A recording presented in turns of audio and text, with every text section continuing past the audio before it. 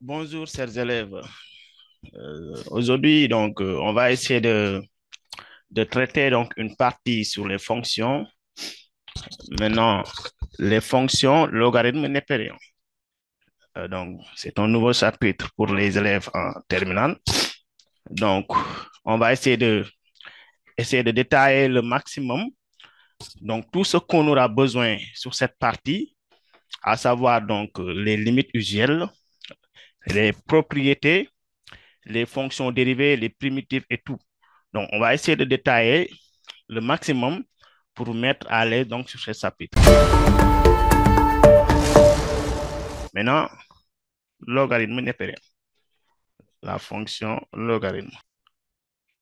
Maintenant, il faut savoir donc tout d'abord que la fonction logarithme, appelée la fonction ln, c'est tout simplement la fonction primitive de la fonction inverse qui s'annule en 1. Donc, la fonction ln, c'est en fait la fonction primitive de la fonction inverse. La fonction inverse 1 sur x.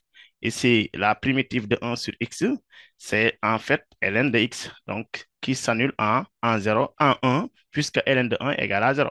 Donc, en définition, c'est ça. Bon, je pense que vous avez déjà commencé la partie sur les fonctions. Dans ce cas, tout ce que vous aurez besoin sont donc les détails, comme quoi les limites usuelles et quelques propriétés donc, sur les fonctions. Maintenant, on va commencer d'abord avec les domaines d'existence, conditions d'existence d'une fonction ln, conditions d'existence de la fonction. Maintenant, il faut savoir qu'une fonction ln de u, ln de u de x, u étant n'importe quelle fonction, cette fonction existe si et seulement si cette fonction, maintenant, la fonction ln de u de x existe si et seulement si u de x strictement positif. Ce qu'il faut savoir. Donc, c'est comme avec les fonctions racine carrée. La fonction racine carrée existe si et seulement si ce qui est à l'intérieur de la racine carrée est supérieur ou égal à 0. Maintenant, avec les fonctions ln, on doit mettre strictement supérieur à 0, ce qui est à l'intérieur donc de la fonction ln.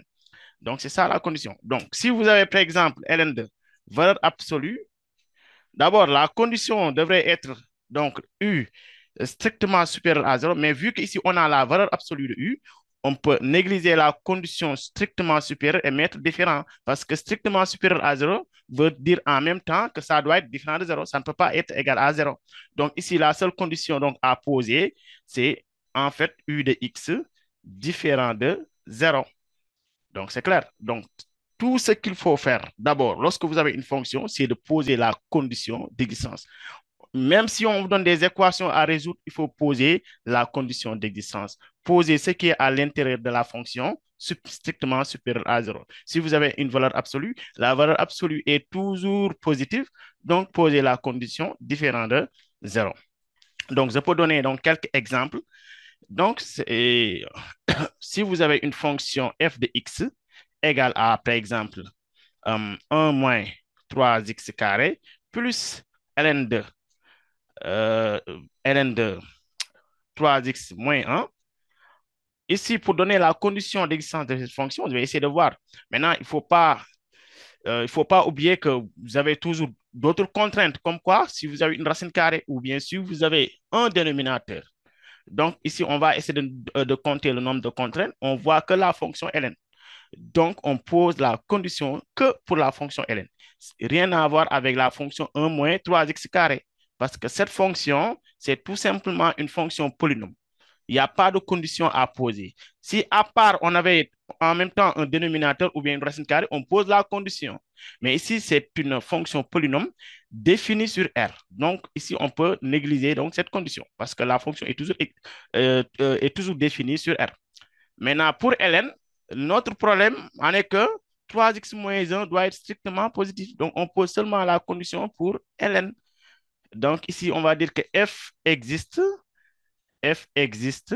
si et seulement si 3x moins 1 strictement positif. Si on continuera 3x supérieur à 1 et x supérieur à 1 tiers. tiers. Donc, ce qui veut dire tout simplement que d de f va être égal à un tiers jusqu'à plus infini. Et c'est fini pour le d de f. Vous posez que la condition ln, parce qu'ici, on n'a que cette contrainte. Et maintenant, si je donne un autre exemple, f de x, par exemple, égale ln de x moins 2 sur x plus 5. Ouais. Maintenant, ici, vous voyez bien, bon, je vais changer un peu en mettant x moins 5. Vous voyez qu'ici, on a deux contraintes parce qu'on a non seulement un dénominateur, on a aussi une fonction logarithme, on a une fonction ln. Donc, ça fait deux contraintes. Deux contraintes, donc cela veut dire qu'on doit poser deux conditions pour le domaine de définition. Donc, ici, qu'est-ce qu'on doit dire? F existe.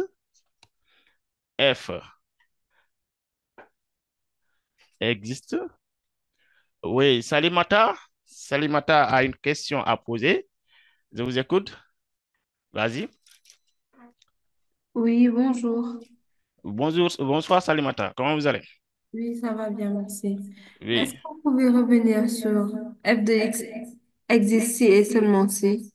F de x existe sur seulement. Donc, à partir de l'exemple que j'ai donné.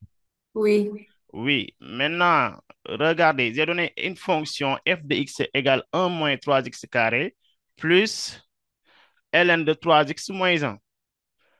Donc, lorsqu'on veut déterminer la condition d'existence de cette fonction, on doit seulement compter le nombre de contraintes. Donc, le nombre de conditions à poser. Ici, on a une seule condition à poser. Pourquoi? Parce qu'on n'a que la fonction ln. D'autres conditions qu'on pourrait avoir, c'est une fonction où on aura un dénominateur ou bien une racine carrée. Ici, on ne voit pas de racine carrée, on ne voit pas de dénominateur. Donc, ici, la seule contrainte qu'on a, c'est une fonction ln. Donc, je pose la condition seulement pour la fonction ln. Rien à voir avec les 1 moins 3x carré. Parce que ici, vous avez une fonction polynôme. Ouais. Dans ce cas, on pose seulement 3x moins 1 supérieur à 0. Ici, il y a rien d'autre à poser que la condition pour la fonction logarithme. C'est bon? Maintenant, j'ai dit ici, à partir de la définition, que la fonction ln de U est définie si U est strictement positif. Vous voyez l'inégalité strictement positive. Donc ici, U est égal à quoi? 3x moins 1. U, c'est ce qui est à l'intérieur de la fonction ln. Ce qu'on a mis ln là, c'est U. Donc, vous voyez, donc toujours on pose ce U strictement supérieur à 0. Donc, ces 1 moins 3x carré là ne font pas partie de la fonction ln. Je laisse ça ici et je pose la condition 3x moins 1 strictement positif. C'est bon? Oui, Salimata? oui, c'est bon. Est-ce que vous me recevez? Oui, merci. Très bien. Maintenant, on continue. Maintenant, jusqu'à avoir x strictement supérieur à un tiers, ce qui donne l'intervalle un tiers plus infini. Parce que x supérieur à un tiers veut dire qu'on doit prendre toutes les valeurs qui sont supérieures à un tiers. Et les valeurs qui sont supérieures à un tiers, c'est à partir de un tiers jusqu'à plus infini. Donc, df, c'est un tiers plus infini. Est-ce que c'est bon maintenant? Hmm? Oui, c'est bon. Très bien. Maintenant, pour notre deuxième exemple, cette fois-ci, on n'a pas seulement la fonction ln, on a en même temps un dénominateur. Et à chaque fois qu'on a un dénominateur, il faut poser la condition. Pour quelle condition maintenant? Il faut poser le dénominateur différent de 0. À chaque fois qu'on a un dénominateur. C'est clair? Donc ici, vous avez deux contraintes. D'abord, la fonction ln, si vous avez ln de u, je pose u strictement positif. J'ai un dénominateur en même temps. Vous posez aussi le dénominateur différent de 0. Donc ici, je vais dire que f existe si et seulement si. Notre première condition, c'est la fonction ln x moins 2 strictement positif. Et l'autre condition à poser, le dénominateur différent de 0. Donc, vous voyez. Et maintenant, si on continue, on obtient x supérieur à 2. et x différent de 5. On doit prendre l'intersection entre ces deux intervalles. Ici, notre premier intervalle, c'est x appartient à 2 jusqu'à plus infini. Et notre deuxième intervalle, c'est x appartient. Donc, si on a x différent de 5, cela veut dire quoi? Que x peut prendre tout réel, sauf 5. Donc, ici appartient à R, sauf 5, privé de 5. Et maintenant, l'intersection va donner en fait 2 plus infini. Maintenant, on ne peut pas prendre 5 parce qu'ici, on a x différent de 5. Donc, je dois priver les 5, privé de 5. Ou bien, on peut l'écrire autrement en mettant 2 jusqu'à 5 ouvert. Si on met ouvert, cela veut dire que on a donc privé le 5 en même temps. Union 5 ouvert jusqu'à plus infini. Donc, voilà. Donc, ici, ça dépendra. Toujours, lorsque vous avez une fonction ln, lorsque vous avez ln, tac, il y a une condition à poser. Maintenant, vous avez d'autres conditions que vous avez déjà appris en première, comme lorsque vous avez une racine carrée, lorsque vous avez un dénominateur. Il ne faut pas aussi négliger ces conditions. À chaque fois que vous voyez un dénominateur posé différent de 0, à chaque fois que vous voyez une racine carrée posée supérieure ou égale à 0. Et maintenant, vous êtes en terminale, on vous apprend une autre fonction avec une condition à poser, laquelle vous posez strictement supérieur à 0. Lorsque vous avez une fonction ln de u, vous posez u strictement supérieur à 0. Donc, on continue avec les mêmes contraintes. Maintenant, on ajoute la fonction ln. Si vous avez donc la fonction ln, posez sa condition. Donc, je peux donner un autre exemple maintenant. Dernier exemple, f de x égale 3x moins ln de x divisé par x moins x ln de x. Maintenant, pour cette fonction, vous voyez bien qu'on a des contraintes. Je vois 2 fois ln. Pour chaque ln, je dois poser la condition. Par exemple, au numérateur, j'ai ln de x. La condition à poser, c'est x supérieur à 0. Au dénominateur, j'ai encore ln. À chaque fois que je vois ln, je pose la condition. Hein. Là aussi, j'ai ln de x. Je pose encore x supérieur à 0. Et vous voyez que c'est la même condition. Je pose seulement une condition dans ce cas pour x supérieur à 0. Mais n'oubliez pas qu'on a un dénominateur. Toujours, lorsque vous avez un dénominateur, il faut poser ça différent de 0. Donc, je dois poser toutes les conditions. Donc, la fonction ln de x, vu que j'ai 2 fois ln de x, je considère qu'on a seulement la condition x strictement positif. Donc, ici, f existe. Hein? F existe. En mathématiques, c'est comme ça qu'on écrit existe. F existe si x strictement positif est le dénominateur. Quelle que soit la fonction sur le dénominateur, je dois poser ça différent de 0. Quel que soit le dénominateur. Maintenant, donc x supérieur à 0, on sait que c'est l'intervalle 0 jusqu'à plus infini. C'est l'intervalle 0 jusqu'à plus infini. Et maintenant, ici, on doit continuer à résoudre, maintenant avec différent. Là, en factorisant par x, vous aurez 1 moins ln de x différent de 0. Et si vous avez donc, si vous avez donc un produit égal 0, donc vous posez chaque terme égale 0, on fait la même chose avec différent. Hein. Je pose x différent de 0, 1 moins ln de x différent de 0.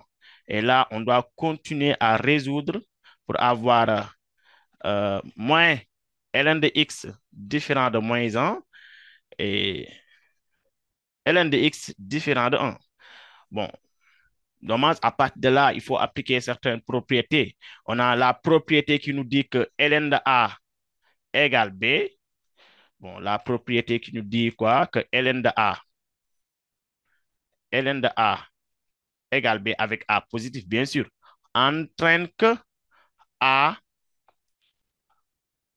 égale exponentielle de b. Après, on verra avec les propriétés sur les ln. Hein. Donc, c'est seulement un exemple. Et maintenant, oui, maintenant, si vous avez des questions avant d'avancer, donc Mohamed, il y a Mohamed Diouf. Mohamed, si tu as une question, oui, vas-y, on t'écoute. Il y a Mohamed Diouf, il y a Mohamed Mbaye, il y a Moussa Ndiaye, Salimata. Donc, si vous avez donc quelque part que vous n'avez pas compris, faut le signaler. Ou bien si vous avez des questions sur ces parties-là avant qu'on avance, s'il n'y a pas de questions, on peut continuer. Donc, ici, ln de A égale B entraîne que A égale exponentielle de B. Donc, on fait la même chose avec différent, entraîne que X égale exponentielle de 1. Bon, je mets différent de expo de 1. Donc, le D de F finalement sera l'intervalle qui est là, parce que X prend toutes ces valeurs-là sur l'intervalle 0 ouvert jusqu'à plus infini. Maintenant, pour l'autre côté, X ne doit pas prendre la valeur exponentielle. Exponentielle, c'est une valeur, hein? Sa valeur approchée, c'est 2,7 et poussière. Donc, c'est une valeur. On peut l'écrire comme ça. Donc, vous mettez privé de exponentielle de 1, exponentielle à la puissance 1. Donc, c'est ça. Et maintenant, on va essayer de revenir un peu sur les propriétés des fonctions. Maintenant, propriété. Donc, si vous avez ln de A égale ln de B, bien sûr, avec A et B, des nombres strictement positifs. Donc, ceci entraîne que directement A égale B. Si vous avez ln de A supérieur ou égal à ln de B, là aussi, on applique la même chose. C'est comme si on simplifiait les ln. A supérieur ou égal à B. Et maintenant, si vous avez ln de A fois B, non. Si vous avez bien compris les propriétés sur les arguments, le chapitre sur les nombres complexes, donc c'est la même chose, hein? Oui, Mohamed Mbaye. Mohamed, est-ce que tu as des questions? On vous écoute si vous avez des questions, Mohamed.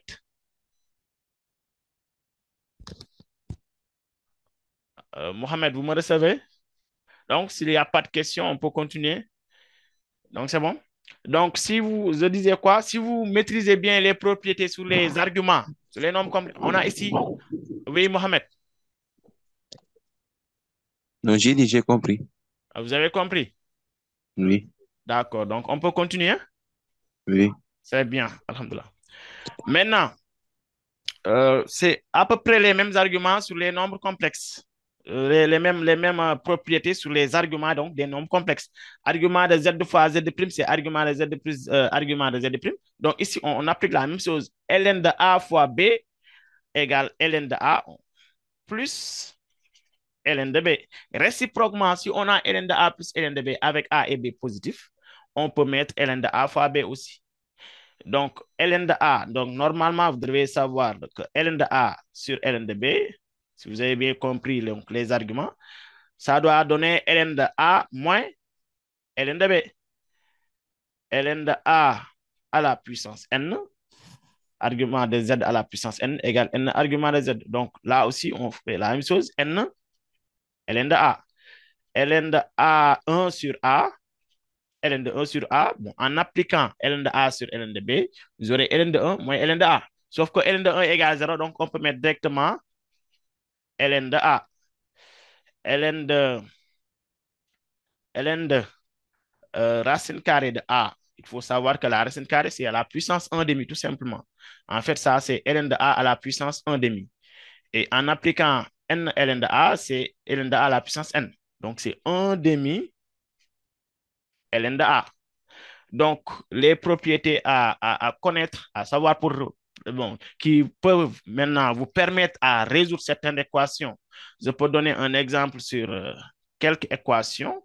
Lorsqu'on demande de résoudre ln de, par exemple, x plus x moins 3 égale ln de 2x moins 1. Si on veut résoudre cette équation, d'abord, avant de commencer, regardez les propriétés. J'ai dit soit A et B des nombres strictement positifs. Il faudra que A soit positif, B aussi soit positif. On doit toujours commencer à poser ces conditions-là avant de faire la résolution. Donc ici, vous avez ln de A égale ln de B. Je dois mettre x moins 3 d'abord strictement supérieur à 0. 2x moins 1 strictement supérieur à 0. Et maintenant, Si on continue, on obtient x supérieur à 3. Et là, vous avez 2x supérieur à 1. Entraîne toujours que x supérieur à 3, x supérieur à 1 demi. Des inéquations à résoudre, quoi. Maintenant, l'intersection, vous savez très bien que l'intersection directement donne quoi? Ici, vous avez x appartient à 3 plus infini. X appartient à 1 demi plus infini. L'intersection va donner le domaine de résolution, le domaine de validité. Donc, ici, on veut dire que D de V, et vous voyez bien que l'intersection entre ces deux intervalles, c'est de 3 jusqu'à plus infini. Donc, ça, c'est... Donc, c'est pas la peine de l'expliquer vu que ce sont des choses élémentaires pour vous. Donc, l'intersection, c'est de 3 jusqu'à plus infini. Maintenant, on peut commencer la résolution en appliquant la propriété ln de A égale ln de B entraîne que A égale B. Donc, si on a ln de, notre équation, c'était ln de x moins 3 égale ln de 2x moins 1. Dans ce cas, on peut mettre x moins 3 égale 2x moins 1. On simplifie seulement les ln. Et maintenant, pour la résolution, vous savez comment faire. On transpose les x à gauche, les nombres connus à droite, pour avoir moins x égale 2. Et maintenant, on trouve x égale moins 2. Et à la fin, on va essayer de voir si on aura une solution ou pas. X égale moins 2. La solution doit être 2. On va essayer de voir si ce moins 2-là appartient à notre D de V. Parce que ici, vous avez le domaine de validité, le domaine de résolution. Donc ici, moins 2, est-ce que moins 2 appartient à 3 plus infini? On voit bien que moins 2 est négatif et que sur l'intervalle 3 plus infini, on n'a que des nombres positifs. Donc ici, moins 2 ne peut pas être une solution et vous mettez S égale ensemble vide. Vous voyez, c'est très important avant de commencer, de déterminer le D de V. Parce que c'est à partir de D de V qu'on saura que si, par exemple, la valeur de X trouvée est une solution ou pas. Donc, si on ne faisait pas ça, on met directement ln de A égale ln de B en tant que A égale B. Et on trouve X égale moins 2 et on met la solution moins 2, on passe à côté. Donc, il faut d'abord déterminer le D de V. Donc, pour un autre exemple et dernier exemple, après on va revenir donc sur les limites. Si vous avez l'équation ln de x moins 1 plus ln de x moins 3 égale ln de x moins 7 égale ln de x moins 7. Ici, avant de commencer, toujours, on pose les conditions. Vous avez trois fonctions ln, trois conditions. X moins 1, strictement positif. X moins 3, strictement positif. X moins 7, strictement positif. Et ce qui entraîne que X supérieur à 1, X supérieur à 3, X supérieur à 7. Et vous voyez bien que D de V va être de 7 jusqu'à plus infini. Intersection de ces trois. C'est de 7 jusqu'à plus infini. Et maintenant, on commence la résolution. Seulement, le problème, à partir de là, est que si vous voulez résoudre une fonction ln, il faut avoir peut-être l'équivalence ln de A égale ln de B pour pouvoir mettre A égale B. Sauf qu'ici, on n'a pas la forme ln de A égale ln de B. On a ln de A plus ln de B égale ln de C. Maintenant, comment on doit faire pour arriver ici? Sur cette partie, ln de A égale ln de B. Donc, vous avez la propriété qui vous dit que si vous avez ln de A fois B, avec A et B positif, vous pouvez mettre directement ln de A plus ln de B. Et réciproquement, si vous avez ln de A plus ln de B, vous pouvez regrouper ces deux-là en mettant ln de A fois B. Dans ce cas, on a transformé la somme de deux fonctions ln en une seule fonction ln. Et maintenant, on continue pour appliquer ça au niveau de ln de x moins 1 plus ln de x moins 3. Donc, là, je peux appliquer ln de A plus ln de B pour mettre ln de A fois B. Ln de x moins 1 facteur de x moins 3. Donc, qui donne ln de x moins 7. Et en faisant donc le produit, vous aurez x carré moins 4x plus 3 égale ln de x moins 7.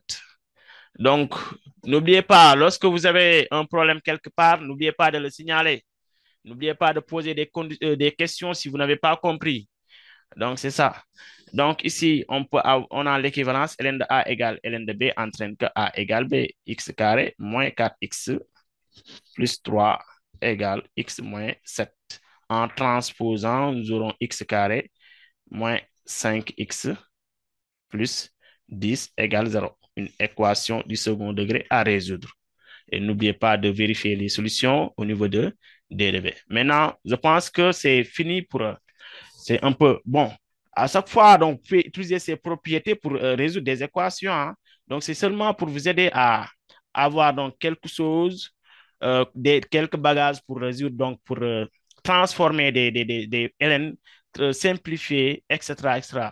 Non, ça peut vous arriver lorsque vous voulez résoudre une équation et tout, quoi. En tout cas, il faut essayer de maîtriser, bien maîtriser les propriétés, parce que ça aide beaucoup. Et même si on a l'équation de ln de x moins 1 égale, par exemple, ln de 3x plus 5, pour résoudre cette équation, il faut faire le tout pour avoir l'équivalence ln de A égale ln de B. Et ici, à cause de ce deux-là, on ne peut pas avoir ln de A égale ln de B. Et cette propriété va venir vous aider. La propriété que vous dit que ln de A à la puissance n égale n ln de A. Donc, si vous avez n ln de A, vous pouvez l'écrire sous forme ln de A à la puissance n. Maintenant, avant de commencer, il faut d'abord poser la condition x moins 1 strictement positif, x moins 1 positif, et 3x plus 5 positif. Et maintenant, vous donnez le domaine de validité comme tout à l'heure. Et maintenant, pour transformer 2 ln de x moins 1, vous mettez directement ln de x moins 1 au carré parce que vous avez cette propriété que vous aide. Donc, ln de ici, 3x plus 5. Et vous avez la forme ln de A égale ln de B. Sauf que pour d'autres équations, on peut poser un changement de variable. Lorsqu'on a une équation du second degré, on pose un changement de variable. Je pense que ces équations sont beaucoup plus simples. Je peux donner seulement un seul exemple. Donc, ici, j'ai 2 ln au carré de x moins 5 ln de x plus 3 égale 0. Vous voyez bien qu'on n'a que des ln. Et on ne peut pas avoir ici l'équivalence ln de A égale ln de B parce qu'ici, on a le terme constant 3. Il n'y a pas ln, on ne peut pas transformer ici pour avoir ln d'une variable x. Donc, vous le laissez comme ça et vous posez un changement de variable grand x égale ln de x. On pose grand x égale ln de x. Et l'équation devient automatiquement une équation du second degré. Donc, vous aurez 2 grand x carré moins 5 grand x plus 3 égale 0. On fait la résolution. Donc, delta égale à b carré moins 4ac. Donc, c'est b carré, c'est moins 5 au carré qui donne 25. Moins 4 fois a fois c. 4 fois 3, c'est 12. Et 12 fois 2, c'est 24. Moins 24 égale 1. x1, c'est moins b moins racine de delta sur 2a. 2a, c'est 4. C'est 2 fois 2 égale 1. x2 égale 5 plus 1 sur 2 égale 6 demi qui donne 3. Je me suis trompé. 6 quarts qui donne 3 demi. Et maintenant, retour à la variable, retour au changement de variable.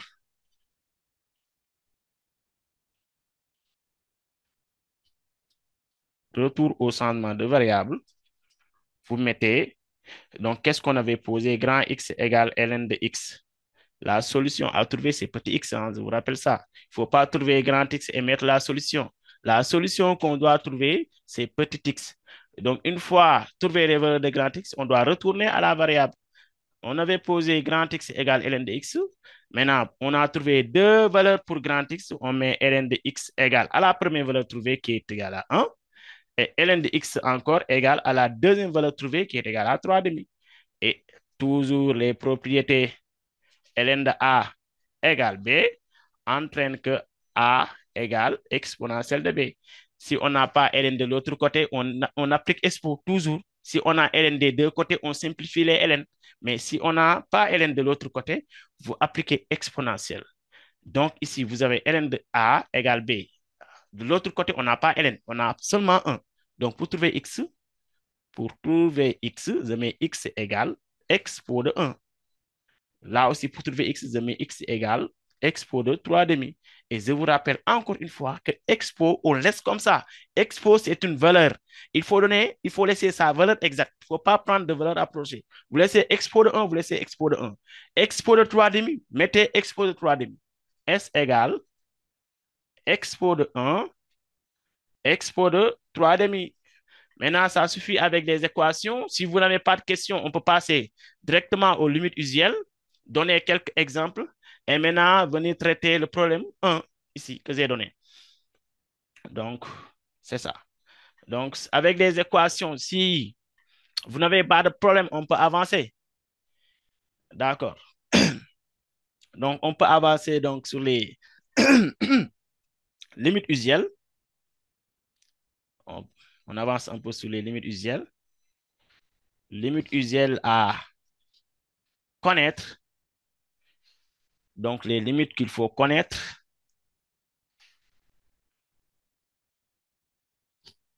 Et à connaître même par cœur. Hein.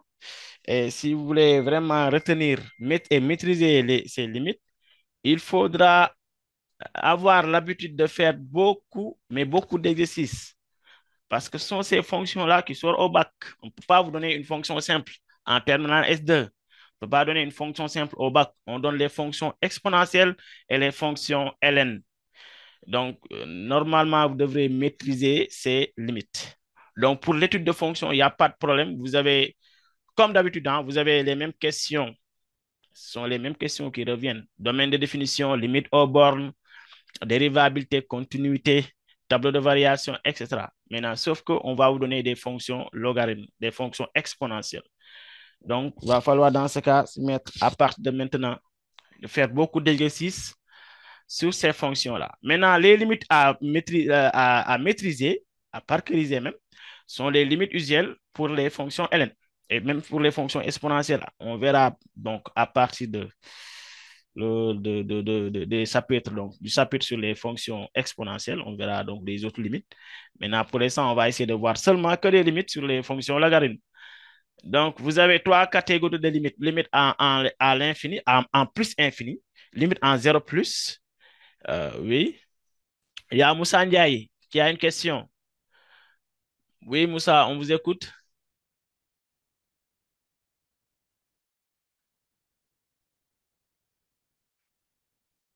Moussa Ndiaye. On peut avancer. Donc, c'est limite en plus infini, limite en 0 plus, limite en 1. Donc, c'est trois catégories de limites là. Donc, on va commencer avec les limites à l'infini. On va commencer avec les limites à l'infini.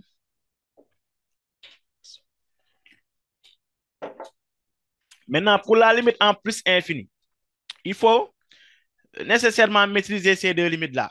Limite lorsque x tend vers plus infini de ln de x. Cette limite est toujours égale à plus infini. X tend vers plus infini de ln de x. Oui, monsieur, je comprends bien, merci. D'accord, Moussa. Allez, on peut continuer alors. Maintenant, la limite lorsque x tend vers plus infini de ln de x est toujours égale à plus infini. Si vous voyez cette limite, vous mettez directement plus infini.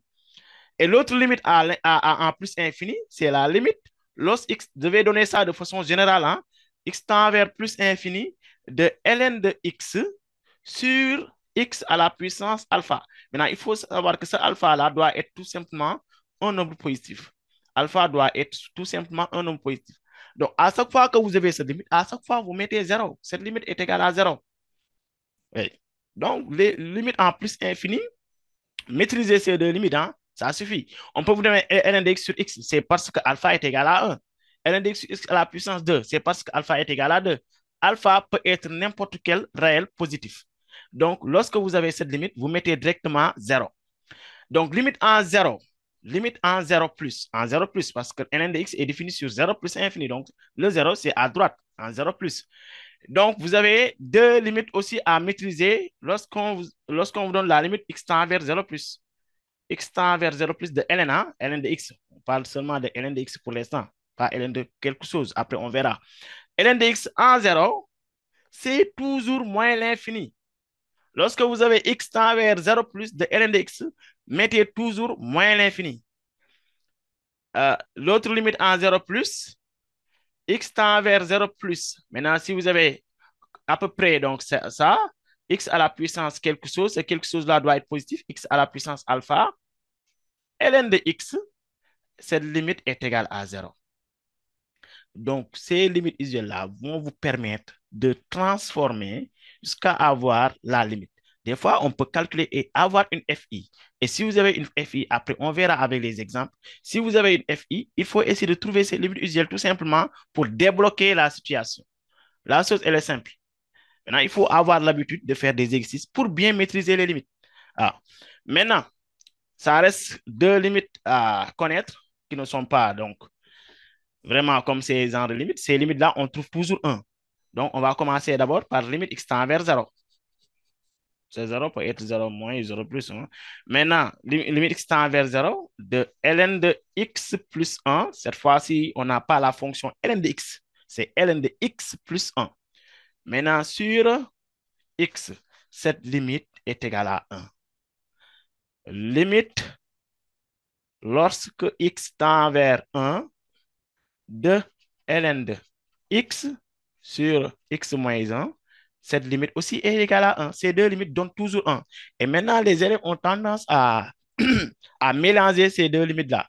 Dites-vous que à chaque fois, il faut essayer de voir ce qui annule le dénominateur. Lorsque x tend vers 0, x doit annuler le dénominateur parce que x égale 0. On remplace x par 0 et le dénominateur donne 0. Le dénominateur doit être 0. X tend vers 1, x moins 1. En fait, c'est x moins la valeur là, moins x0, qui doit être le dénominateur. X tend vers 1, le dénominateur doit être x moins 1. Il ne faut pas confondre ces deux limites. Donc, c'est tout ce que vous aurez besoin pour faire les limites, donc les fonctions logarithmes. Vous n'avez que ces limites usuelles là. Maintenant, je peux vous donner quelques exemples. D'abord, avant de donner des exemples, il faut retenir que vous avez quatre formes indéterminées. Ça, c'est depuis la première S2. Donc, les quatre formes indéterminées que vous avez, c'est lorsque vous avez 0 fois infini. Ça, c'est une forme indéterminée. Lorsque vous avez infini sur infini, c'est une forme indéterminée. Moins l'infini plus infini, c'est une forme indéterminée. Et infini, comment dire, 0 sur 0 est une forme indéterminée.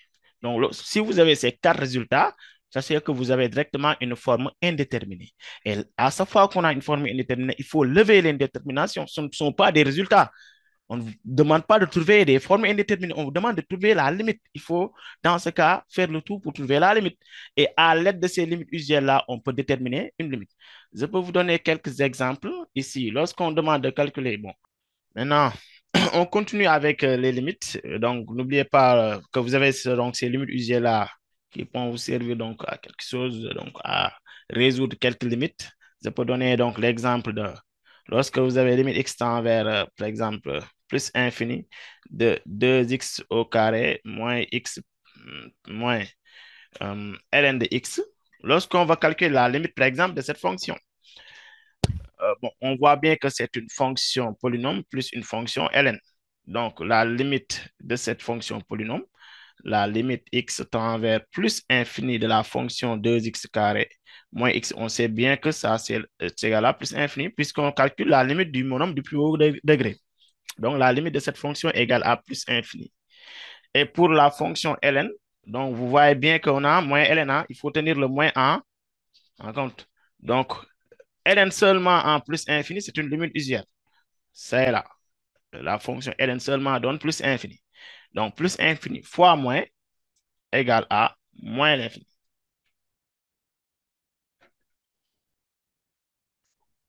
Donc, la fonction x tend vers plus infini de moins ln de x égale à moins l'infini.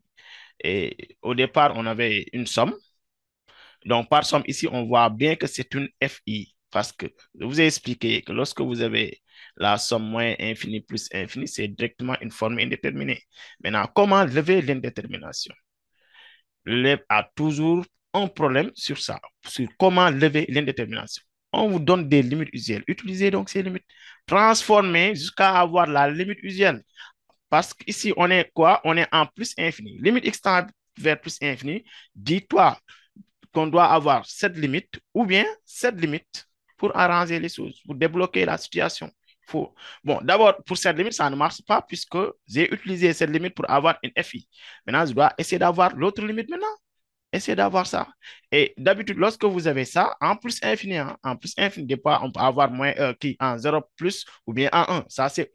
Ça, c'est autre chose. Mais en plus infini de ln de x, est l'habitude de factoriser par le monome le plus haut degré. Regardez le polynôme et vous factorisez par le monome le plus haut degré pour régler le problème. Donc ici, vous mettez limite x tend vers plus infini. Ici, le monome le plus haut degré pour le polynôme seulement, c'est x au carré. Je factorise directement par x au carré. Vous aurez x au carré, facteur de 2, moins 1 sur x. Et vu qu'ici, il n'y avait rien pour la ln, je divise par x carré, puisque j'ai factorisé par x carré. Et à partir de là, à l'intérieur, vous avez la limite usuelle. Lorsque vous avez la limite usuelle, ça débloque directement la situation. Ln de x sur x à la puissance 2, c'est ln de x, c'est ln de x sur x à la puissance alpha. Vous voyez bien, cette limite en plus infini égale 0. On retrouve ça ici. Ln de x sur x à la puissance alpha. Alpha ici égale 2. Tout ça égale 0. Et là, ça, vous avez l'habitude de le faire. Réel sur infini égale 0. Donc, tout ce qui est à l'intérieur de la parenthèse sera directement 2. Et ici, c'est x carré en plus infini, c'est plus infini. Donc, il faut détailler ça. Hein. Il faut détailler limite x tend vers plus infini de seulement x carré. Pour notre premier terme ici en facteur, c'est plus infini. Et pour l'autre facteur, x tend vers plus infini de 2 moins 1 sur x moins ln de x sur x au carré. Ça, c'est 0. Ça, c'est 0. Et tout ça va donner 2. Et donc, par produit, la limite x tend vers plus infini de tout ça, de 2x carré moins x moins ln de x égale. Par produit, on fait la multiplication. Hein, par produit, plus infini fois 2 qui donne plus infini. Ouais, donc je peux donner un autre exemple. Limite x tend vers 0 plus, par exemple, de 3x carré moins x facteur de ln de x. Lorsqu'on a donc ces gens de limite, on peut directement calculer d'abord. D'abord, il faut essayer toujours, il faut commencer toujours par calculer la limite hein, sans rien faire, calculer pour voir si on aura d'abord la limite directement ou bien une forme indéterminée. Parce que si vous commencez par transformer, vous pouvez tout gâcher. Donc, il faut d'abord commencer par calculer directement la limite. Et si vous avez FI, transformer pour trouver la limite. Si vous avez la limite, vous donnez le résultat. Donc, d'abord, ici, je calcule la limite. Comme on a sous forme de produit, la fonction est sous forme de produit en 0 plus. Le premier terme ici, c'est 3x carré moins x. Vous voyez bien que lorsqu'on remplace par 0, on trouve 0. 0 moins 0, c'est 0. Et pour l'autre terme, x tend vers 0 plus de ln de x. Donc, égal moins l'infini. Pourquoi? Parce que tout à l'heure, j'ai expliqué, lorsque vous avez limite x tend vers 0 plus, c'est deux limites hein, de ln de x, cette limite est égale à moins l'infini. L'autre limite, c'est lorsque x tend vers 0 plus de x à la puissance alpha ln de x, cette limite égale 0. Soit c'est moins l'infini, soit c'est 0. Si c'est accompagné de x à la puissance quelque chose, c'est 0. Si c'est seulement ln, le ln donne moins l'infini. Dans ce cas ici, on a par produit 0 fois infini. Et vous voyez là-bas en haut, 0 fois infini, c'est bel et bien une forme indéterminée. Donc ici, j'ai une forme indéterminée, j'ai une FI. Dans ce cas, il faut lever l'indétermination. Toujours, comme d'habitude, on trouve les limites usuelles. En 0, on est en 0, hein? On ne va pas regarder d'autres limites usuelles. On va regarder seulement les limites usuelles en 0. En 0, on n'a que ces deux limites usuelles. Pour ln de x, on n'a que ces deux limites usuelles.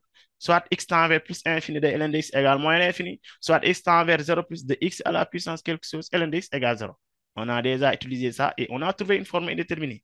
On va essayer dans ce cas de retrouver l'autre. Donc, on reprend ça pour transformer. Comment transformer? On peut développer. On a l'expression sous forme factorisée. On peut ramener ça à sa forme développée. On développe tout simplement. Donc, limite x tend vers 0 plus de 3x au carré moins x ln de x. Vous développez. Donc, cela donne quoi? Limite x tend vers 0 plus. Limite x tend vers 0 plus de 3x au carré ln de x. Lorsqu'on développe, on distribue x moins x ln de x. Lorsqu'on développe, ça donne ça. Et on essaie maintenant de calculer la limite par somme. Oui, par somme. Cette fois-ci, on n'a pas ça sous forme de produit. Le premier terme plus deuxième terme. Et on remarquera qu'à chaque fois, on a une limite usuelle. Parce que n'oubliez pas, en 0 plus, ça est là, l'autre limite usuelle à chercher, c'est x tend vers 0 plus, dx à la puissance alpha, ln de x égale 0. Donc ici, vous avez x carré ln de x, x à la puissance alpha, ln de x en 0 plus, cette limite égale 0. Ça aussi, c'est x à la puissance alpha. Si on met rien, c'est à la puissance 1, hein, à la puissance 1. X ln de x aussi égale 0. Donc, par somme, on a 0 plus 0 qui donne 0. Il faut détailler toujours. Limite x tend vers 0 plus de 3x carré ln de x. Cette limite égale 0. Limite x tend vers 0 plus de moins x ln de x égale 0. Donc, encore une fois, si vous avez des problèmes sur ce que j'ai expliqué, si vous avez donc un problème, il faut signaler, il faut poser des questions. Oui, il y a Mohamed Diouf, Mohamed Maï, Moussa Ndiaye, Salimata. Donc, n'hésitez pas à poser des questions si vous n'avez pas compris. Donc, regardez ici, cette fois-ci, par somme, la limite donne 0. Par somme, la limite de tout ça, limite x tend vers 0 plus de 3x au carré, ln de x moins x, ln de x égale 0. Donc, c'est tellement facile. Donc, il faut seulement essayer de transformer jusqu'à avoir la limite usuelle. ln de x, bon, il y a des limites qu'on peut calculer par changement de variable. Après, on va essayer de revenir sur ça. Maintenant, si vous avez ln de x, vous n'avez pas besoin donc de poser un changement de variable. Si vous avez ln de x, transformez comme ça, développez, soit vous factorisez pour trouver la limite usuelle. Ouais.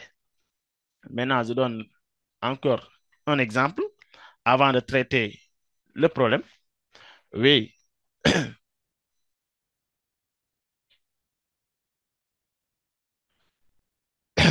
Bon, un autre exemple avant de traiter le problème.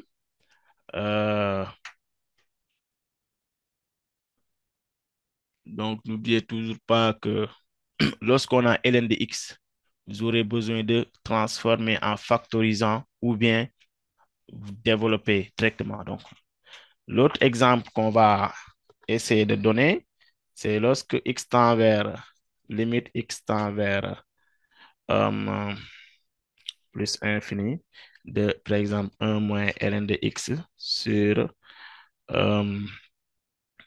2 plus ln de x. Donc, vous voyez bien que par quotient ici, on obtient moins l'infini parce que la limite usuelle en plus infini de ln, c'est plus infini fois moins qui donne plus infini. Là aussi, on trouve plus infini. Infini sur infini, c'est fi, je l'ai expliqué. Lever l'indétermination. Ici, on ne peut rien faire que de transformer. J'ai pas de monome, j'ai pas de x, je factorise par ln. Donc, dans ces cas-là, vous factorisez par ln.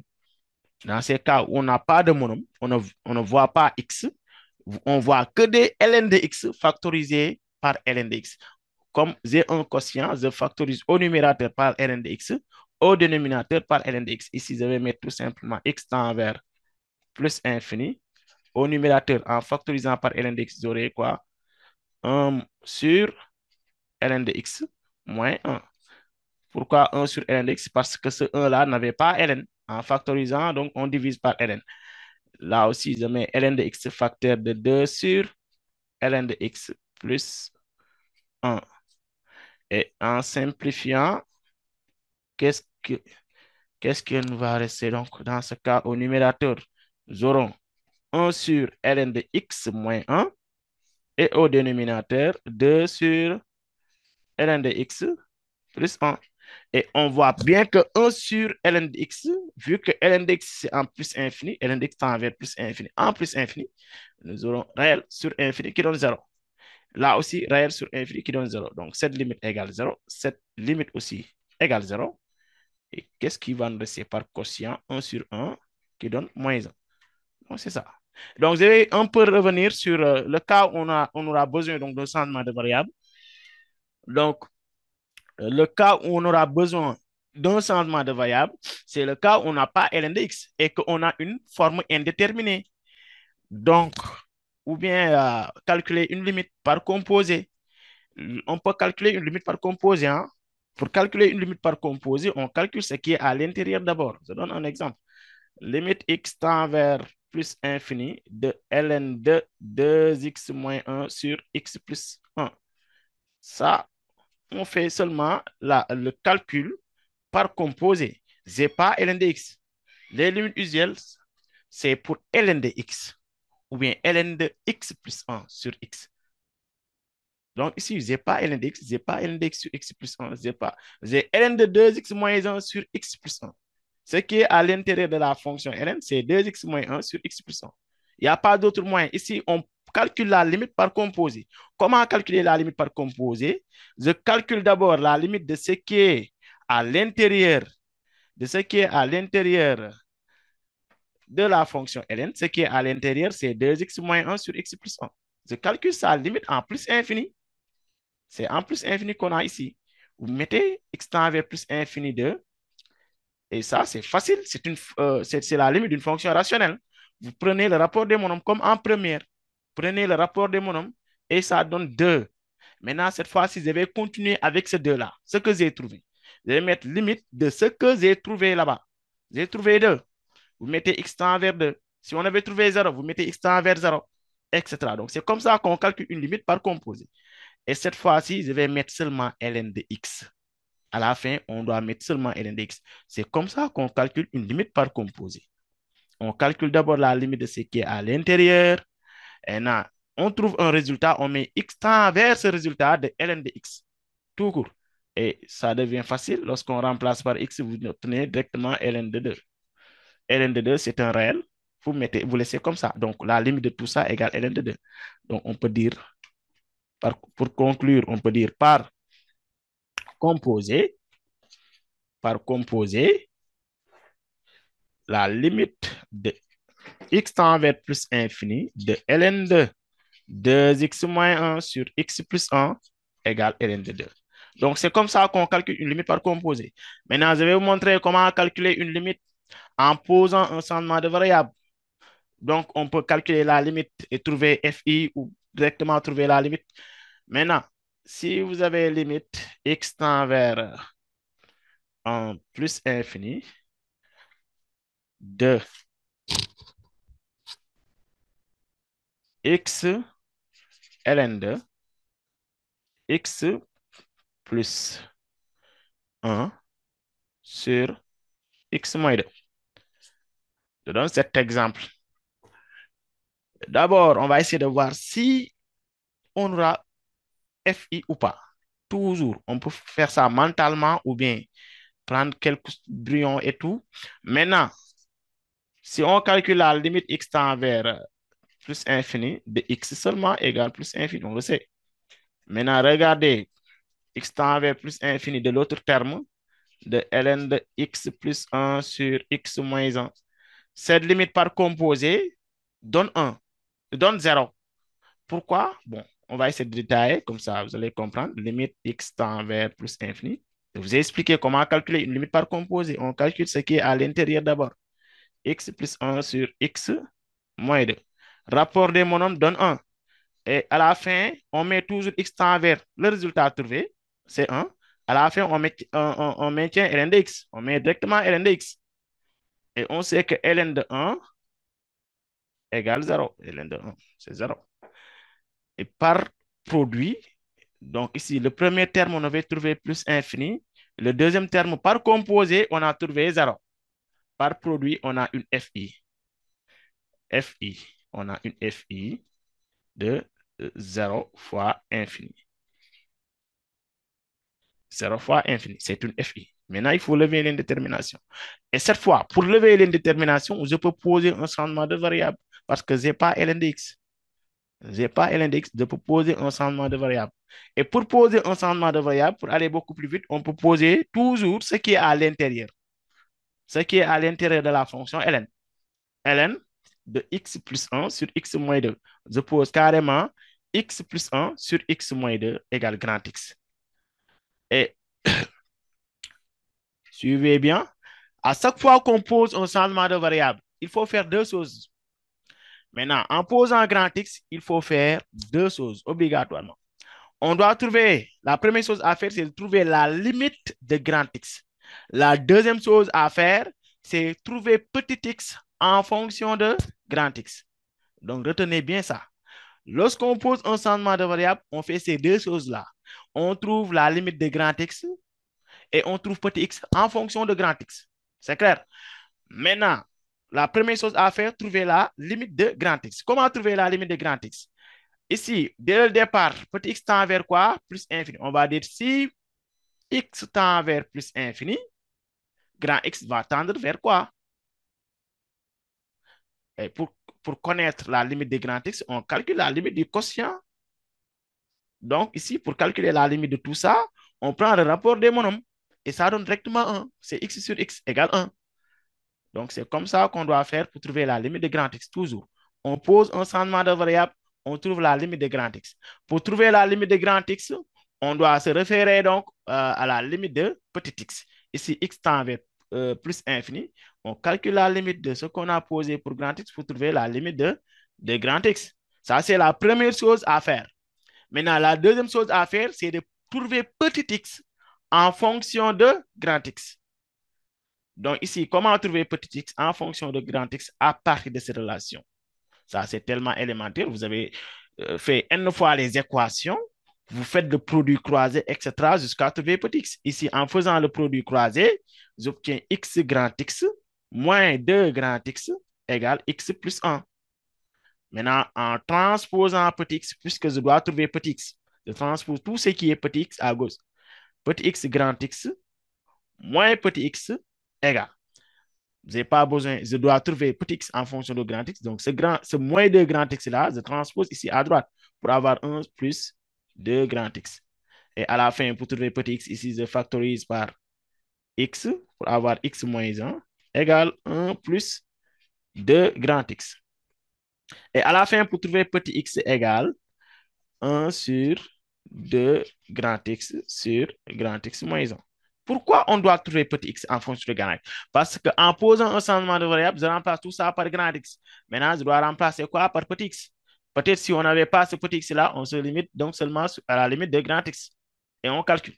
Mais comme ici, à l'extérieur de la fonction ln, j'ai donc des variables x, je dois remplacer toujours. Et maintenant, on revient à la limite. J'ai fait ces deux choses-là, trouver la limite de grand X, trouver petit x en fonction de grand X. Maintenant, la limite maintenant va être, au lieu de mettre petit x tend vers plus infini, on va mettre grand X tend vers 1. On doit mettre grand X tend vers 1. Au lieu de mettre petit x, je remplace petit x en fonction de tout ça. Et petit x égale à 1 plus 2 grand X sur x moins 1. Je mets 1 plus 2 grand X sur x moins 1. Je fais que remplacer petit x. Hein? Et là, vous mettez ln de tout ça, qui est égal à grand X. ln de grand X. Arrivé ici, il ne faut pas calculer encore la limite. Il ne faut pas remplacer. Encore une fois, à chaque fois que vous avez un changement de variable, il va falloir trouver une limite usuelle pour débloquer la situation. Mais toujours, impossible de calculer après avoir posé un changement de variable et trouver la limite. Impossible. On ne peut pas trouver la limite directement. Il faut débloquer la situation avec une limite usuelle. Donc, on peut identifier la limite usuelle qu'on aura besoin. Parce qu'ici, on a quoi? X tend vers 1. On a appris une seule limite usuelle en 1. Donc, si vous remontez en haut, j'ai bien expliqué que limite x tend vers 1 de ln de x sur x moins 1, ça, c'est une limite usuelle qui est égale à 1. Donc, vous voyez, il faut bien identifier la limite usuelle qu'on aura besoin. Donc, ici, comme x tend vers 1, on aura besoin de ln de x sur x moins 1. Oui. Maintenant, au numérateur, j'ai ln de x. Au dénominateur, j'aurai besoin donc de x moins 1. Donc, regardez, au numérateur, vous avez bien ln de x. Et au dénominateur, vous avez x moins 1. La multiplication, elle est commutative. Si vous avez 1 sur A fois B, c'est la même chose de mettre 1 fois B sur A. Donc, ça, c'est une multiplication. Donc, il suffit de mettre seulement limite grand X tend vers 1. Je mets ça 1 plus 2x fois ln de x sur x moins 1 pour débloquer ici. Si vous ne faites pas ça, vous ne trouvez pas. Donc, il faut transformer, il faut utiliser la limite usuelle toujours. Lorsque vous avez un changement de variable, il faut trouver la limite usuelle. Donc, ici, lorsque je calcule séparément les limites, limite x tend vers 1, de 1 plus 2x, la limite donne 3 par calcul, en remplaçant x par 1. Et de l'autre côté, vous avez la limite usuelle. X tend vers 1 de x sur x moins 1, de ln de x sur x moins 1, la limite est égale à 1. Donc, comme c'était une multiplication, ici, on a trouvé 3 et tout ça égale 1. Par produit, 3 fois 1 égale 3. Donc, par produit, la limite x tend vers, dès le départ, ce qu'on avait dès le départ, hein, on peut prendre ça. Dès le départ, on avait plus infini de x ln de x plus 1 sur x moins 2. Et pour votre attention aussi, donc lorsqu'on calcule une limite par changement de variable, on ne doit pas retourner à la variable. Le résultat final sera le résultat trouvé à part de la variable grand X. Donc ici, résultat final, c'est x égale 3. Il n'y a pas de retour à la variable. Ça, c'est seulement pour les équations. Donc, je pense qu'on a assez détaillé donc, sur cette chapitre. On a vu la partie sur les domaines de définition, les équations, les limites. Et maintenant, on va essayer de traiter un problème maintenant sur les fonctions logarithmes avant qu'il soit l'heure. Maintenant, je vais donner un exercice. Donc, je vais essayer de corriger le problème 1. Et à part ça aussi, toujours, si vous avez des questions avant de passer à l'exercice, si vous avez des questions à poser, si vous avez donc quelque part, si vous n'avez pas compris une partie de ce que j'ai expliqué, donc vous me le signalez. Oui, avant de passer, donc, oui, Mohamed Mbaye, Salimata, Moussa Ndiaye, Mohamed Diouf, si vous avez quelque chose que vous n'avez pas compris, oui, vous pouvez le signaler, on va y revenir. Donc, c'est ça. Donc, si c'est OK, on peut commencer donc à traiter le problème. Le plan est rapporté à un repère orthonormé. On considère maintenant la fonction g de x. Ici, on considère la fonction g de x.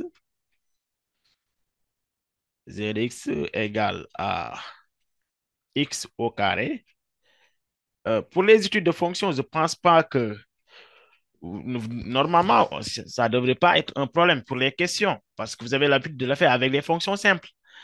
Ça, rien ne change hein. Ici, le domaine de définition, j'ai déjà expliqué comment donner le domaine de définition d'une fonction, comment étudier les variations en étudiant le signe de la fonction dérivée. Rien ne change là-bas.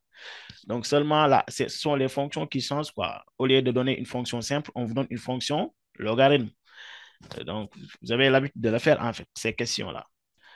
Donc, pour la première question, on vous demande d'étudier les variations de la fonction, puis donner le signe de la fonction. Donc, ici, on va essayer d'étudier les variations. Maintenant, pour étudier les variations, on aura besoin de la fonction dérivée, d'avoir le tableau de variation, préciser les variations et donner le tableau de variation pour pouvoir donner le signe de la fonction g de x.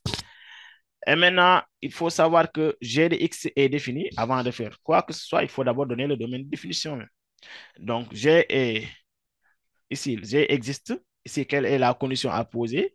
Si x supérieur à 0, je l'ai expliqué, on n'a que la fonction ln comme contrainte. X supérieur à 0, cela veut dire que d de g directement égale 0 ouvert plus infini. Pour aller beaucoup plus vite, on peut calculer les limites aux bornes. Hein? On peut calculer les limites aux bornes. Donc, limite en pour après compléter le tableau de variation, quoi, même si ce n'est pas demandé. Limite x tend vers 0 plus de x carré plus de moins de ln de x. Maintenant, pour aller beaucoup plus vite, on sait que lorsqu'on remplace ici par 0, on aura 0 plus 2 qui donne 2. Et ça, c'est une limite usuelle en 0 plus, je l'ai expliqué.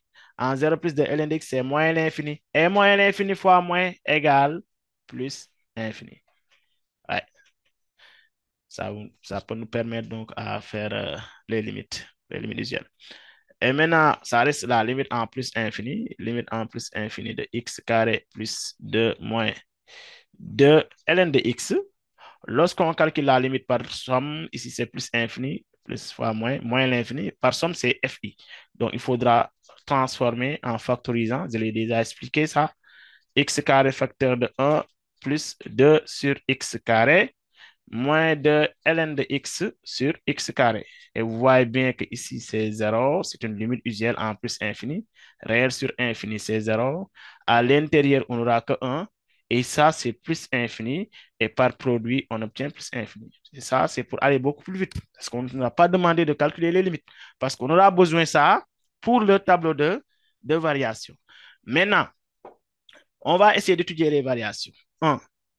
Variation étude de variation de G, pour les variations de G. Et on, on peut déduire à partir donc du tableau de variation le signe de G de X. Et je vais vous montrer, parce que beaucoup d'élèves ont des problèmes sur ça, hein, sur comment étudier le signe de la fonction G de X à partir du tableau de signe. Hein, il ne faut pas confondre avec le signe de G' de X. Maintenant, dériver la fonction, d'abord, il faut seulement préciser l'intervalle de dérivabilité. Ici, on voit bien que g de x, en fait, c'est la somme de deux fonctions dérivables. Parce que ln de x est dérivable sur 0 plus infini, x carré plus 2 aussi est dérivable sur 0 plus infini. Donc, la somme de deux fonctions dérivables sur 0 plus infini est dérivable. G est dérivable sur 0 plus infini. Donc, ce que je vais parler, vous allez détailler ça lorsque vous faites donc votre devoir ou bien votre composition. Il faut détailler G et la somme de deux fonctions. Oui, et maintenant, il y a quelqu'un qui veut poser une question. C'est Mohamed. Donc, on peut continuer. Donc, G est dérivable et on donne la fonction G' de x. Oh, bon. Je vais vous rappeler donc quelques notions sur la fonction dérivée. Si vous avez ln de u, peut-être je ne l'ai pas expliqué, mais je vais me rattraper. La fonction dérivée de la fonction u, c'est tout simplement u' sur u. Voilà, c'est u' sur u. Vous dérivez ce qui est à l'intérieur sur la même fonction. Hein. Oui, si vous avez u' sur u, par exemple, dérivé de ln de 2x, si vous avez ln de 2x plus 1, sa fonction dérivée, en fait, on prend dérivé de 2x plus 1 qui donne 2 sur la même fonction. ln va disparaître. Si vous avez ln seulement, vous dérivez comme ça. C'est u' sur u. Donc, ce qui veut dire que lorsqu'on a ln de x, on dérive x. Dérivé de x égale à 1. Vous mettez 1 sur la même fonction qui est x. Donc, c'est ça. Et c'est la même chose lorsqu'on a une valeur absolue. Hein. Oui. Maintenant, lorsqu'on a une valeur absolue aussi, lorsque vous avez ln de valeur absolue de u, sa fonction dérivée, c'est toujours u' sur u. La valeur absolue ne va pas impacter donc sur la dérivée, sur la fonction dérivée. C'est u' sur u, sans la valeur absolue maintenant. Donc, c'est comme ça qu'il faut comprendre les choses. Et maintenant, pour les variations, il va falloir dériver la fonction g de x. G de x qui est égal à x au carré plus 2 moins 2 ln de x moins 2 ln de x. Donc, g' de x égale. Ici, la dérivée de x carré, c'est 2x. Dérivée de 2, c'est 0. Et maintenant, ça, c'est moins 2 fois ln de x. Maintenant, on met moins 2. Lorsque vous avez une constante, vous n'avez pas besoin de dériver ça. Vous laissez comme ça. Dérivez seulement la variable. ln de x, dérivé de ln de x, tout à l'heure, j'ai expliqué que c'est 1 sur x. Pourquoi? Parce que ln de x, c'est la forme ln de u. U' sur u. U, c'est x et dérivé de x, c'est 1. On met 1 sur la même fonction. ln va disparaître. Donc, ça revient à mettre quoi? 2x moins 2 sur x. On peut réduire maintenant au même dénominateur pour avoir 2x au carré moins 2 sur x. Bon, c'est ça la fonction dérivée. Et donc, comme on demande de donner les variations, il va falloir étudier donc, le signe donc, de la fonction dérivée. Et vous voyez bien que le dénominateur est positif car d de f est tout simplement 0 plus infini.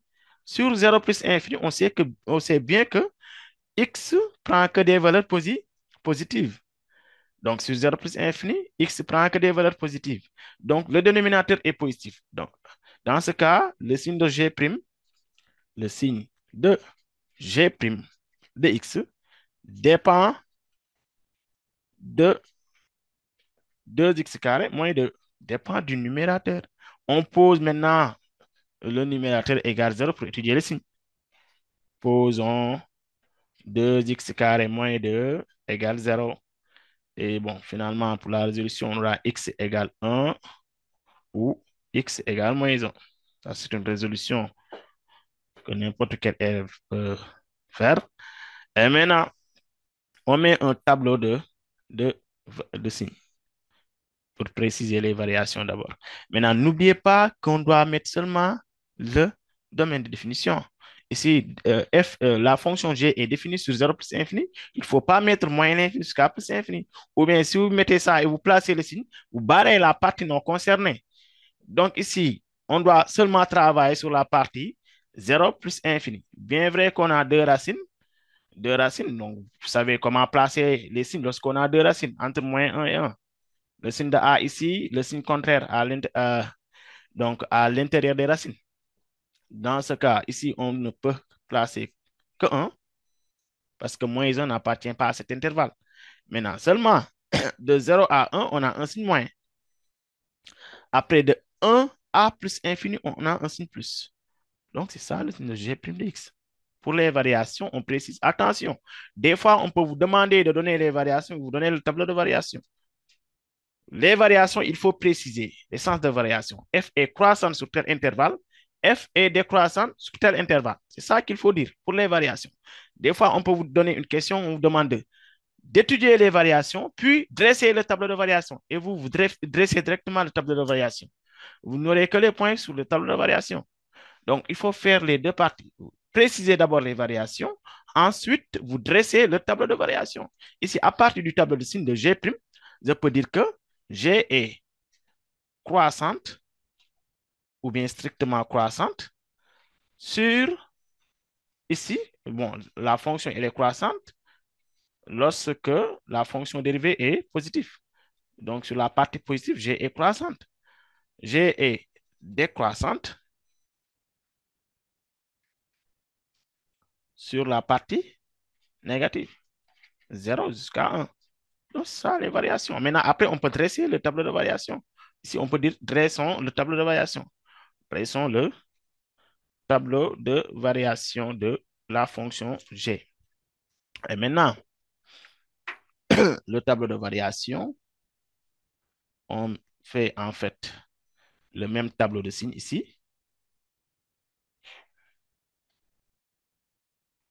Et on aura des flèches comme ça. Bon, la fonction, elle est décroissante.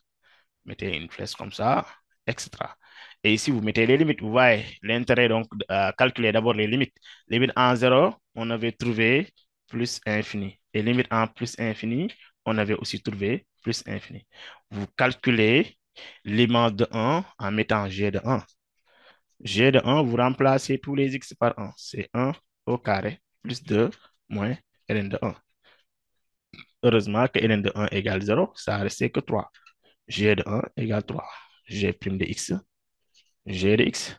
En fait, toujours, et toujours jusqu'au bac, on va vous donner une fonction qu'on va appeler peut-être une fonction auxiliaire. Une fonction auxiliaire, c'est une fonction qui peut vous aider à retrouver, par exemple, le signe donc, de telle expression ou bien une fonction donnée sur la partie B. Donc, l'objectif, c'est toujours le signe de la fonction. Et il faut déterminer le signe à partir du tableau de variation. Beaucoup d'élèves font donc l'erreur de prendre le signe de G' lorsqu'on leur demande de donner le signe de G d'X. Ici, G' est négatif, c'est bien clair ici, est négatif sur la partie 0, 1 et positif sur la partie 1 plus infini. Maintenant, ça, c'est la fonction G' de X. Maintenant, pour G d'X, ça n'a rien à voir avec ce moins et ce signe. Et ce signe plus. Pour G d'X, il faut regarder sa partie. On a de 3 jusqu'à plus infini. Quelles sont les valeurs? De 3 jusqu'à plus infini, comment sont les valeurs? Donc ici, on voit bien que de 3 jusqu'à plus infini, l'intervalle 3 plus infini, toutes les valeurs ici sont positives. Encore de 3 à partir de la droite, hein, de 3 jusqu'à plus infini, toutes les valeurs aussi sont positives. Il faut regarder bien. Ici, on a partout des nombres positifs. Il n'y a pas ici un nombre négatif. Donc, G de x est positif sur l'intervalle 0 plus infini. Hein. Il ne faut pas prendre l'intervalle d'arrivée. On doit toujours prendre l'intervalle de x. L'intervalle x, c'est l'intervalle de départ. Bon, c'est beaucoup plus facile lorsque vous avez un minimum ou bien un maximum. Si un maximum est négatif, la fonction est négative. Si un minimum est positif, la fonction est positive. Donc, ça, c'est clair. Ce sont des propriétés à maîtriser. Si le minimum, donc, je vais vous faire ça comme remarque. Remarque. Si la fonction admet un maximum négatif, alors la fonction est négative. Alors la fonction est négative. Maintenant, si la fonction admet un minimum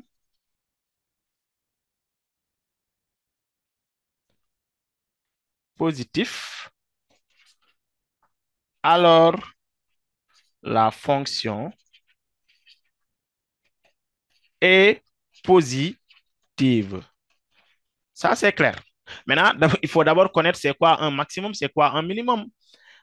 D'après la définition, la fonction f admet un maximum. Bon, on peut dire un extrêmement parce que l'extrémum, c'est soit maximum ou bien minimum. Maintenant, la fonction admet un extrémum si la fonction dérivée s'annule en changeant de signe. Si vous regardez bien le tableau de variation, la fonction dérivée, c'est G'. Donc, la fonction dérivée s'annule en 1. Ici, le 0 là, cela veut dire que ça s'annule en 1. Et il y a changement de signe. À chaque fois que vous voyez ça, donc, vous avez, oui, il y a Mamser Ndiaye qui veut donc poser une question ou bien. Oui, Mamser? Oui, finalement, j'ai compris. Oui, finalement, tu as compris. Quel était le problème? Là, je viens d'arriver là.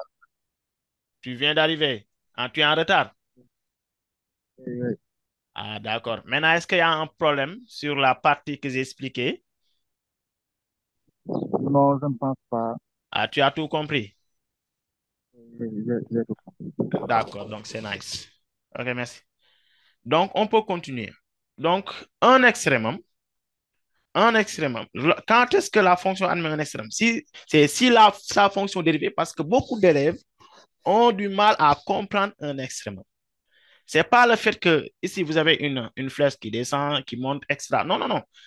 D'abord, il faut remplir ces conditions. Il faut avoir le changement de signe comme ça, moins plus ou bien plus moins, et avoir au niveau de la fonction dérivée, G' par exemple ici, avoir ce zéro-là. Si vous n'avez pas ce zéro, ça, ça ne peut pas être un extrémum.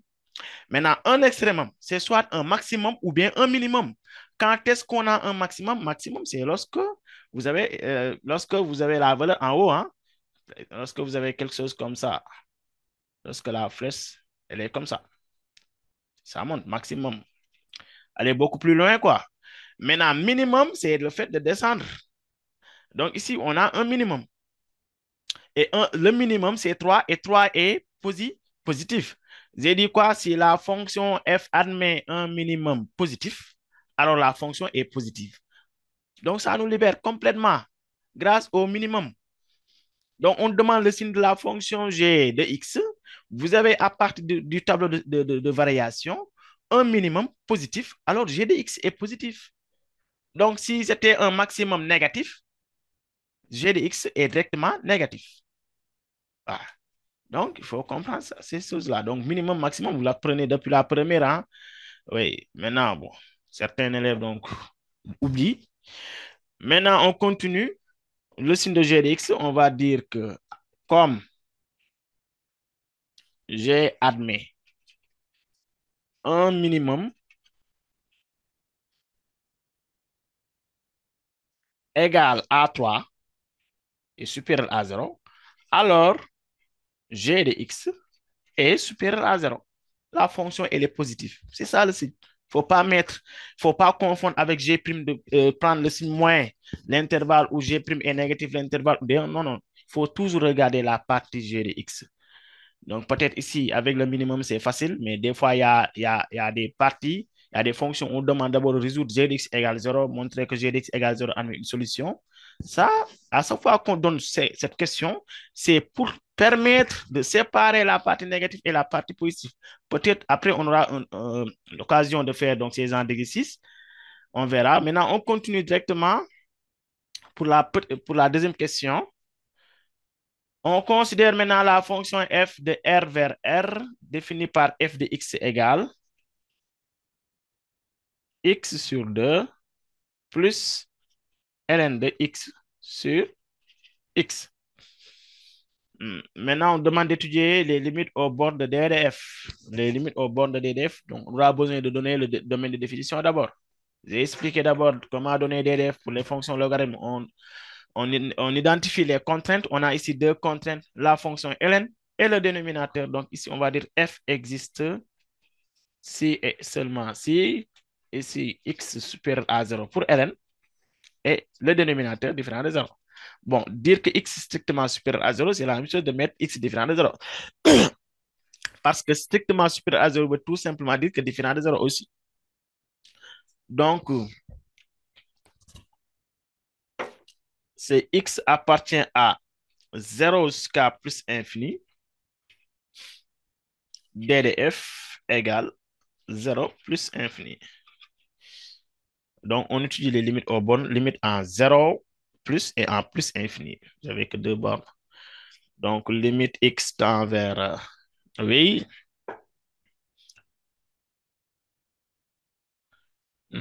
Oui, pour l'élève, oui, l'élève Moussa Mbaye, hein? Moussa Ndiaye. D'accord. Merci beaucoup. Maintenant, x tend vers 0 plus de ln de x sur 2 plus ln de x sur x. Donc, on calcule séparément les limites. X tend vers 0 plus de x sur 2 est égal à 0. Limite x tend vers 0 plus de ln de x sur x. N'oubliez pas toujours de calculer carrément la limite pour d'abord voir si on aura fi ou pas. Maintenant, ln de x sur x, on peut calculer séparément parce qu'en 0 plus, ce n'est pas une limite usuelle. Il ne faut pas confondre avec la limite en plus infini. Ici, on est en 0 plus. Là, lorsqu'on calcule la limite en 0 plus de ln de x seulement, la limite donne moins l'infini. C'est une limite usuelle. Et limite x tend vers 0 plus de x est égal à 0 plus. Et vous voyez par quotient, parce que ça, c'est un quotient ln de x sur x. Par quotient, on a moins d'infini sur 0 plus. Attention, on n'a que 4 formes indéterminées. 0 fois infini, infini sur infini, 0 sur 0, etc. Bon, ça ne fait pas partie des FI. Ce qui veut dire que c'est une limite à trouver. Ce n'est pas une FI. Moins l'infini sur 0 plus est égal à moins l'infini parce que moins sur plus égale moins. Donc, ça donne moins l'infini. Pourquoi? Parce que réel sur infini sur réel égale infini, hein? Infini sur réel égale infini. Il faut savoir que infini sur 0 égale toujours infini. Maintenant, ça dépendra donc de leur signe. Donc ici, vous avez moins l'infini sur 0 plus, donc ça donne moins l'infini. Donc ici, on peut dire alors limite x tend vers 0 plus de ln de x sur x égale moins l'infini. Et on peut conclure en disant par somme, la limite, il faut organiser les calculs, hein. Lorsqu'on calcule donc des limites aux bornes, on doit organiser les calculs de la fonction f de x par somme. Donc ici, pour la première limite, on a trouvé x sur 2, on a trouvé 0. Et pour la deuxième limite, tout ça donne moins l'infini. Par somme, on trouve moins l'infini. Et maintenant, pour la limite en plus infini, limite x tend vers plus infini, x tend vers plus infini de ln de x sur x. Bon, j'ai écrit d'abord la fonction ln. Là aussi, je peux calculer séparément la limite de ln de x sur x. Bon, ça, c'est une limite usuelle aussi, ln de x sur x. On commence à avoir l'habitude. Ln de x sur x à la puissance alpha en plus infini est égal à 0. Donc ici, limite x tend vers plus infini de x sur 2. Cette limite, bon, directement, c'est plus infini, c'est un monome. Et par somme,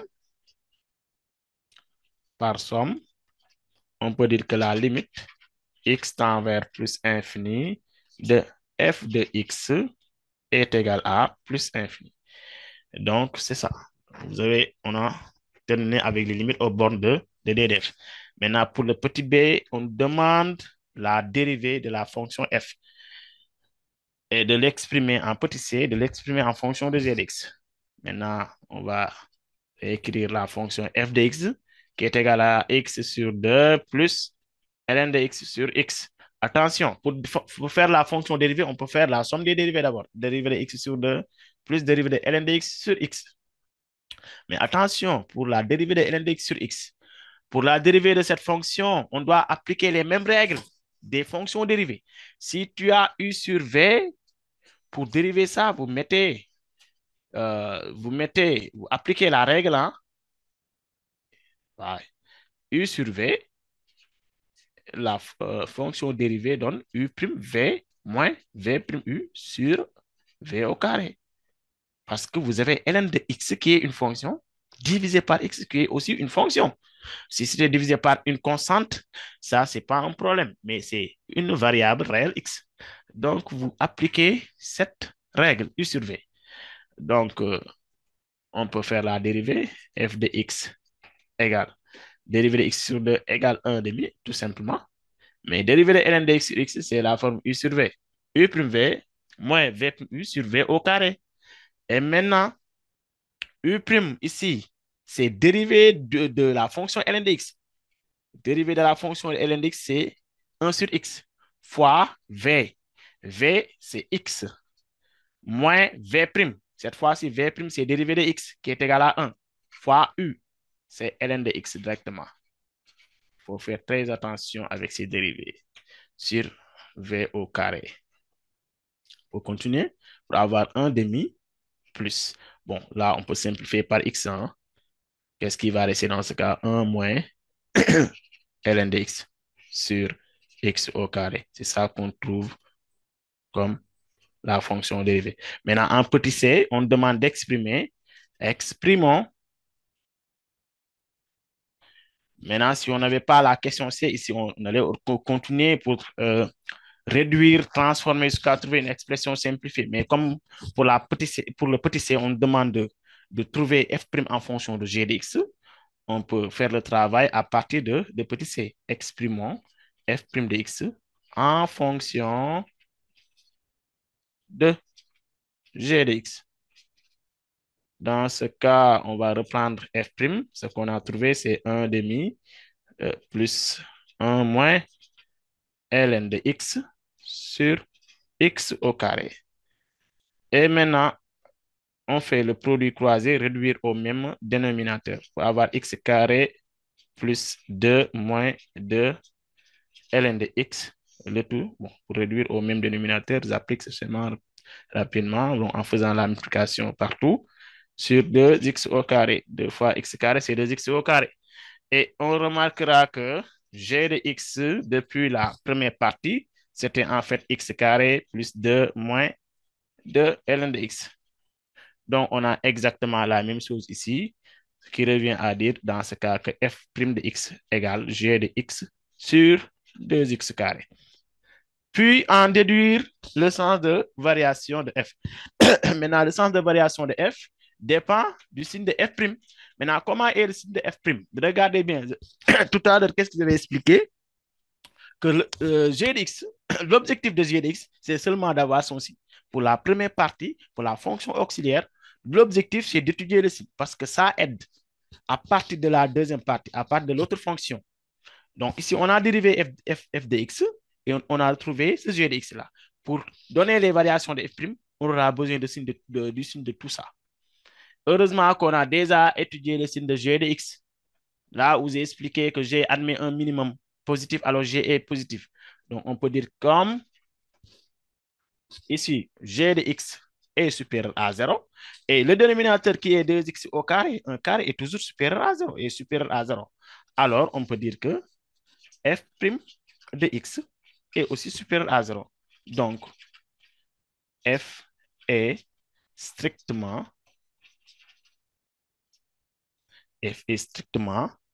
croissante.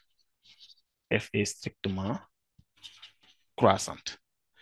Ouais. Donc, c'est ça. Maintenant, on demande de dresser. Maintenant, on peut dresser le tableau de variation. On peut dresser le tableau de variation. Tableau de variation de f. Donc, ça sera facile puisque f' est positif, mais plus, vous aurez un tableau de variation comme ça. Donc, limite en 0, on l'avait déjà calculé. C'est ici, moins l'infini qu'on avait trouvé. Et limite en plus infini, on avait trouvé plus infini. Très bien. Et maintenant, c'est ça le tableau de variation de f. Oui. Donc, vous avez donc ça. Le problème 1, on va s'arrêter ici. Maintenant, il faut seulement s'entraîner avec les exercices, avec les autres exercices et faire beaucoup de calculs de limites. Donc, reprendre les exercices de domaine de définition, les dérivés et tout. Il faut s'habituer donc à ces exercices pour pouvoir les résoudre.